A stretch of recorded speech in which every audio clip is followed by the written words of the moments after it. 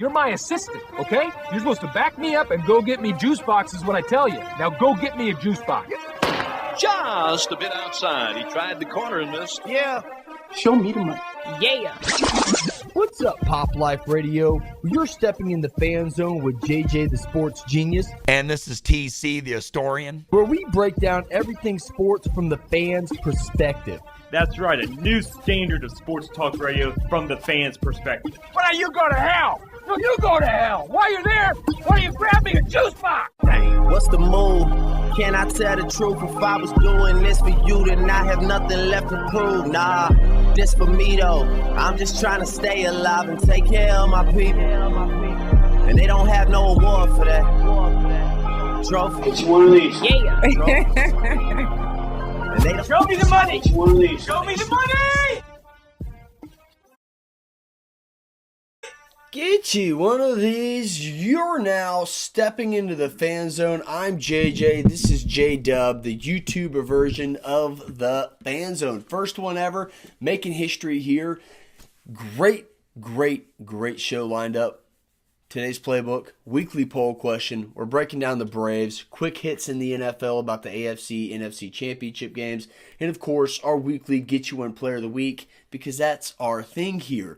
If you don't buy the ticket, they don't play the game. That's right. This is sports from the fans' perspective, ladies and gentlemen. So let's start things off with our weekly trivia question. I forgot to mention that we do that every week. But yeah, here we go. Weekly trivia question. When was the last time the Seattle Seahawks gave up 100 yards to a rusher besides last Sunday? Because, of course, they did. It's John Stewart. Hint, 106. hint, lady on in the show. We're going to talk about that guy. So that's our trivia question for the day. It's been a long while. It's been an unprecedented streak. While you think about that, we'll relive that at the end of the show. We're going to talk about following us on Facebook.com/thefanzone404. Our Twitter is at thefanzone404. Instagram, thefanzone404. It's all there. YouTube, The Fan Zone 404. Boom, we made it easy for you, ladies and gentlemen. And the best one, thefanzone404.com, where you can just go there and find links to all of the other social media. Email the show email the show any questions you have. Email the show thefanzone404@yahoo.com. Yep. I myself or J-Dub, TC the Historian, Matthew Stretch Bugs will get back at you. Check out the YouTube for updates like this one right here. Like our page, subscribe our page for more info. This is sports from the fans' perspective, ladies and gentlemen. What is going on in Braves baseball world? Spring training's right around the corner. Really, less than a month. Pitchers and catchers report to spring training. So, gonna have the battery working it out. Yeah, ready for the season. You know, get. What do you think about all these prospects coming in? Get your elbows loosened up, sports fan. We got a lot of Braves fans that don't really know how to process what's going on with the moves that the front office is making in terms of getting rid of a lot of guys. Oh yeah, let's go ahead and chop it up. It's like never perfectly in rhythm. No, it's not. But it doesn't matter.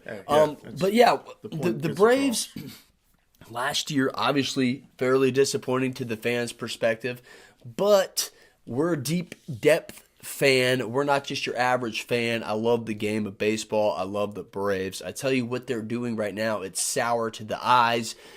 But it's building and building and building our farm systems from single A to double A to triple A, where really we can compete in each league, J-Dub, and bring up our talent as we need it. Literally, you can look in our farm system and see struggling. We were under 500 in 2 out of the 3 leagues last year. That's unacceptable. You have that. You don't have players to come up when players get hurt middle of the season. In the dog days of summer, you don't have a pitcher that you can just bring up for a start or two to give a guy a rest. You just don't have any of that. We haven't had that this year. But with the trades, and again, we have some new faces on the Braves. It sounds like you're saying they don't have depth as an organization. Basically, now we're getting that though. That's what I'm getting at. We did not the last couple of years. We didn't really compete. We lacked depth as a whole organization. But now, like I said, John Hart's brought in some players. We traded some fan favorites like Shelby Miller, Andrelton Simmons, Cameron Maben. We traded away Craig Kimbrell, obviously, last season. Are you sold on Hart? I am. I really am. I really believe in what he's doing. Why? Quickly to wrap up the Braves, what to expect next is what will come in. But yes, I do expect John Hart to get this program back to where it was in the 90s, where we were winning division championships year in and year out. Yeah, well, I think that's what all the fans, Braves fans, think that's kind of the standard that was set by Bobby Cox and when John Sherholtz, right, and when Ted Turner was Turner and owning the team and broadcasting all the games when they were known as America's team, and they had it on TBS for so many years.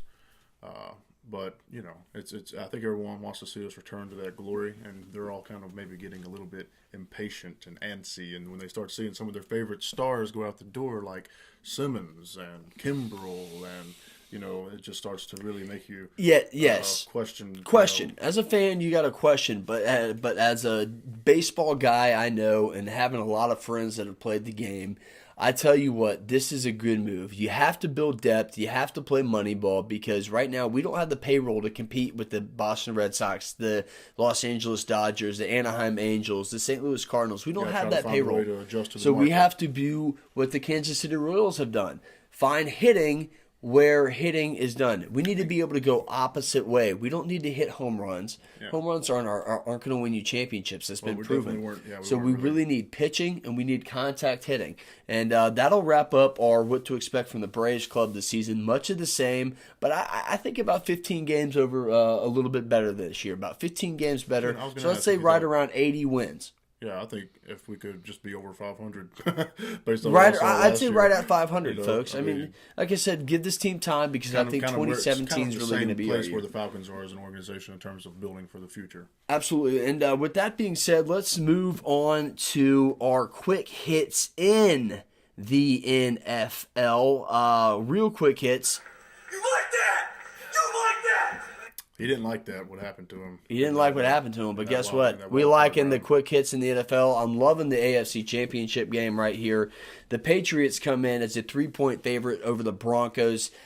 Basically, we'll break it down for you Friday, 12 to 1 p.m., WGFS, 14:30 a.m., but that's the game. We'll move on to the NFC Championship. Go ahead, break it down. Cardinals, Panthers. Cardinals open up as a 3-point underdog on the road. They're the number one and number two seeds in the NFC, and they've been the two best teams in that conference all year. I think it's not too hard to argue that really. They both obviously play great defense. You look at the Cardinals secondary with Tyrann Mathieu and Patrick Peterson and what they're able to do with the special teams. And Carson Palmer's just had a career year. He's been on fire. He's been unstoppable.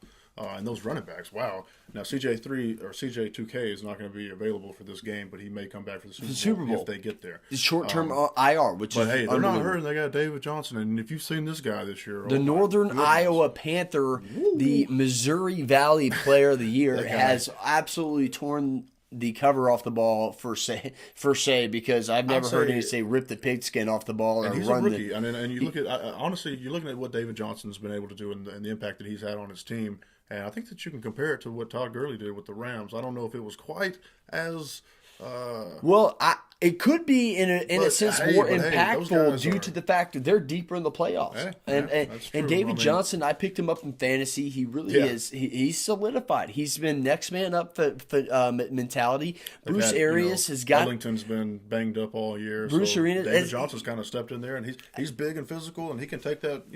He can take the load. So. Yeah, absolutely. So I mean, we'll like I said, we'll wrap up this segment more on Friday in our live show. But right now, let's move on to our Get You One Player of the Week.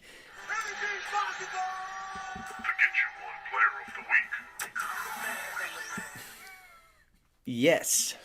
Right. Get You One. Player of the Week. Who's your Get You One Player of the Week, JJ? It's the Golden State Warriors for making me look like a bag of boxes. Get You One Players of the Week. Why?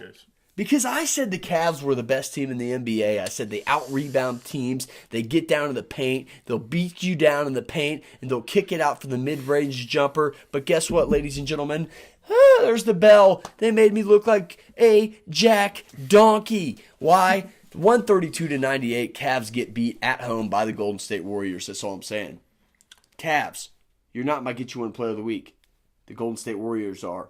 And Luke Walton gets you one of these. And I'm going to have to go with the guy we mentioned earlier in the show, Jonathan Stewart.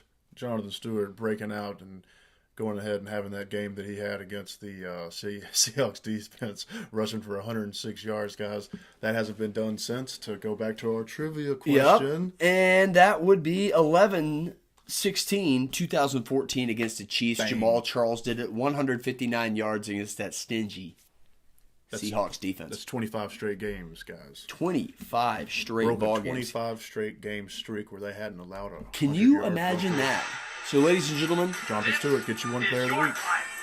that's our show. Stay tuned each and every Friday, WGFS 1430 AM.